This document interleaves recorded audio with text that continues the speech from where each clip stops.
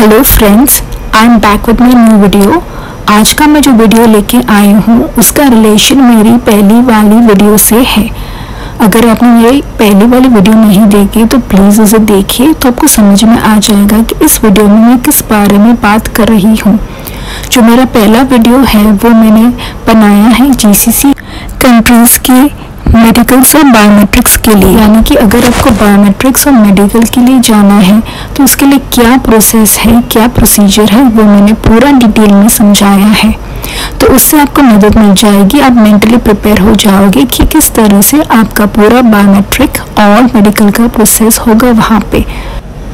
Bahrain, Kuwait, Oman, कतार, Saudi Arabia और United Arab Emirates, ये सारी कंट्रीज़ जीसीसी के अंदर आती है।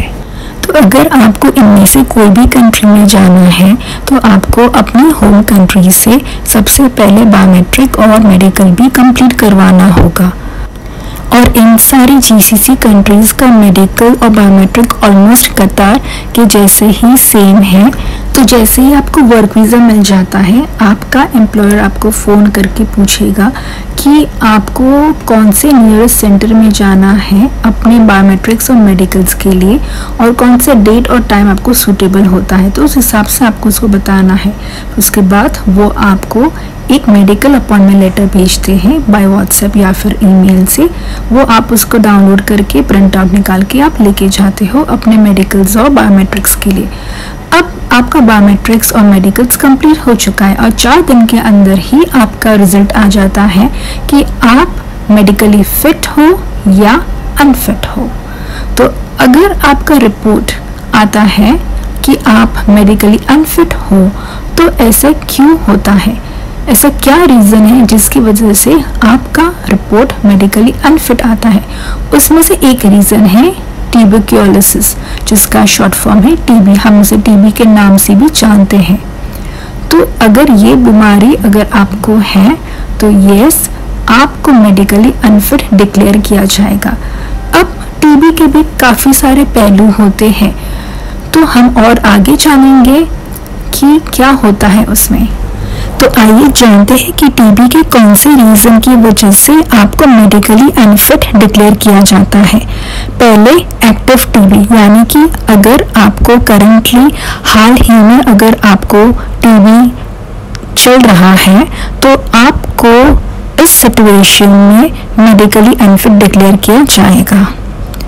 दूसरा, अगर अभी हाल ही में अगर आपने टीबी की ट्रीटमेंट कंप्लीट की है तो भी आपको मेडिकली अनफिट डिक्लेयर किया जाएगा। तीसरा, ओल्ड टीबी, अगर आपको पुरानी टीबी है, यानी कि आपको टीबी हुआ था 1 साल पहले, 2 साल पहले, 5 साल पहले, 10 साल पहले, 15 साल पहले, 20 या 25 साल पहले भी, तो भी आपको मेडिकली अनफिट डिक्लेयर किया जाएगा। चौथा रीज़न है, अगर आपको टीबी होता है की वजह से कुछ स्कार्स आपके लंग्स में रह जाते हैं, यानी कि कुछ दाग या धब्बे हैं जो आपके लंग्स में रह जाते हैं। तो जब आप चेस्ट का एक्सरे निकालने के लिए जाते हो तब वो चेस्ट के एक्सरे में क्लियरली दिखाई देता है कि हाँ, आपके एक्सरे में ये दाग धब्बे मौजूद हैं।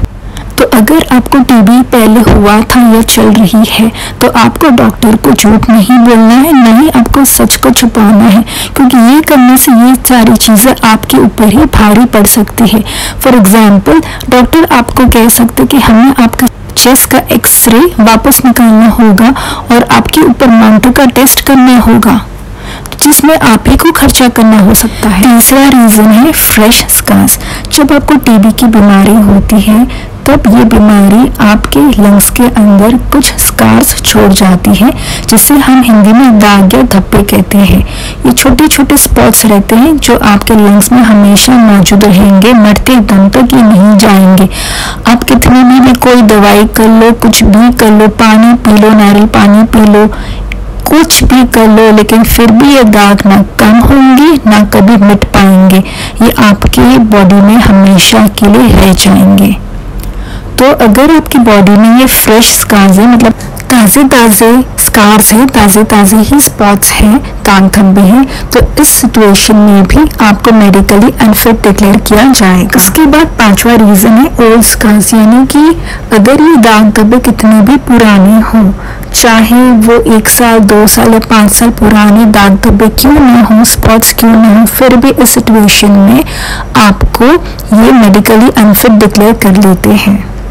छठा रीज़न है वेरी ओल्ड स्कार्स, यानी कि अगर बहुत पुराने स्कार्स जैसे कि 10, 20, 25, 30 साल पुराने स्कार्स हैं, दाग धब्बे हैं, तो भी इस सिचुएशन में आपको वो अनफिट डिक्लेयर करेंगे। आपकी जो मेडिकल रिपोर्ट है वो आपके साथ शेयर नहीं की जाती है, मिनिस्ट्री ऑफ इंटीरियर डायरेक्टली आपके एम्प्लॉयर को भेज देगी और आपका एम्प्लॉयर 4 दिन के अंदर आपको बता देगा कि आपका स्टेटस क्या है। और अगर आपका एम्प्लॉयर 4 दिन के अंदर आपको नहीं बताता है कि आपका मेडिकल स्टेटस क्या है, तो आप खुद उनसे ईमेल या फ़ोन के थ्रू पूछ सकते हैं। और जब भी मेडिकल रिपोर्ट आता है तो उसमें सिर्फ एक छोटा सा स्टेटमेंट लिखा होता है मेडिकली फिट या फिर मेडिकली अनफिट। और अगर मेडिकली अनफिट लिखा है तो उसमें ये लिखा होता है साथ में कि आपका वीज़ा हो गया है रिजेक्टेड एंड कैंसिल।